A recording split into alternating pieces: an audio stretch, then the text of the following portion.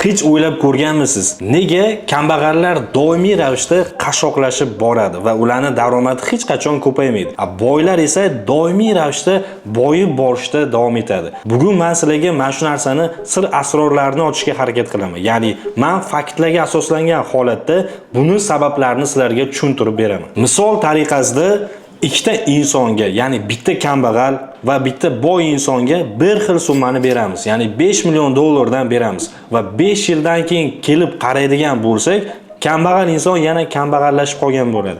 Boy inson esa bu pulni ko'paytirib, pullarni 2-3 barobar orttirgan bo'ladi. Nega bunaqa narsa sodir bo'ladi? Buni hammasi yoshlikda bizani miyamizga singdirilgan fikrga bog'liq. Ya'ni yoshlikdan bizani miyamizga, bizani ota-onamiz tomonidan berilgan fikrlar o'rnashib qoladi. Ya'ni ular bizga pullarni qanday ko'paytirish haqida hech narsani o'rgatishmaydi. Ular aytadigan asosiy gap maktabga bor, insikir va yaxshi maosh oladigan davlat ishida ishla.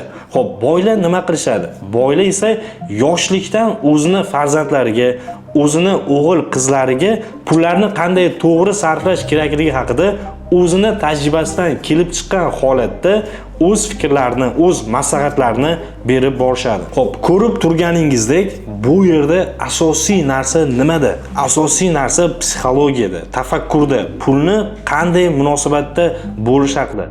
Siz pulga bo'lgan munosabatingizni o'zgartirmaguningizgacha sizni daromadingiz, sizni boylar qatlamiga qo'shilish imkoniyatingiz nol bo'ladi. O'shaning uchun birinchi navbatda siz tozalash ishlarini miyangizdan boshlang. Endi qanday qilib boylarni tafakkuriga o'tish mumkin? Ya'ni qanday qilib biz boylardek fikrlash odatiga odatlanishimiz mumkin? Buni o'zlashtirish uchun biz birinchi navbatda moliyaviy savodxonlikni oshirishimiz lozim. Ya'ni biz shu kungacha pul haqida fikrlab kelgan fikrlarimizni bir chetga surib tashlab, biz boylar qanday fikrlashi, ular pulga qanday munosabatda bo'lishi kerakligi haqida va ular pulga qanaqa munosabatda o'zi bo'lyapti degan fikrlarni o'zlashtirib, o'zimizga moslashtirishimiz kerak. Keling, men hozir sizlarga bir qancha misollarni keltirib o'taman. Kambag'allar va boylar fikrlashi o'rtasidagi farqlar haqida. Kambag'alning qo'liga pul tushsa yoki tushmasa, u pul yo'lda bo'lsa, kelayotgan bo'lsa, rejada bo'lsa ham u pulni qanday sarflash, qanday ketkizish haqida xom xayol surishni boshlaydi. Ya'ni qo'liga tushgan hamma narsani sirasiz ishlatib yuboradi. Boylar esa nima qiladi? Boylar esa u narsani yo saqlab qo'yadi, yo uni to'g'ri investitsiya qiladi. Ya'ni pulni reinvestitsiya qilish degan narsani amalga oshirishadi. Ya'ni 1 so'mni 2 so'm qilish haqida fikr yuritishadi. Boylar va kambag'allar o'rtasidagi asosiy farqlardan biri. Ikkinchisi, bu boylar o'zlari kontrol qila oladigan, o'zlarini nazorati ostida bo'lgan fikrlarni, odatlarni, ishlarni o'ylashadi. Kambag'al esa o'zlari kontrol qila olmaydigan narsalarni, politika, siyosat, shunga o'xshagan narsalarni o'ylab, miyasini to'ldirib tashlaydi. Misol uchun bitta qiziq gap bor. Agar boy insonning eshigi buzilib qolsa, u boy inson tezroq mana shu eshikni tuzatish, uni qanday to'g'rilash yo'llarini o'ylaydi. Kambag'al insonning eshigi buzuq bo'lsa, u eshik buzuqligicha yotaveradi.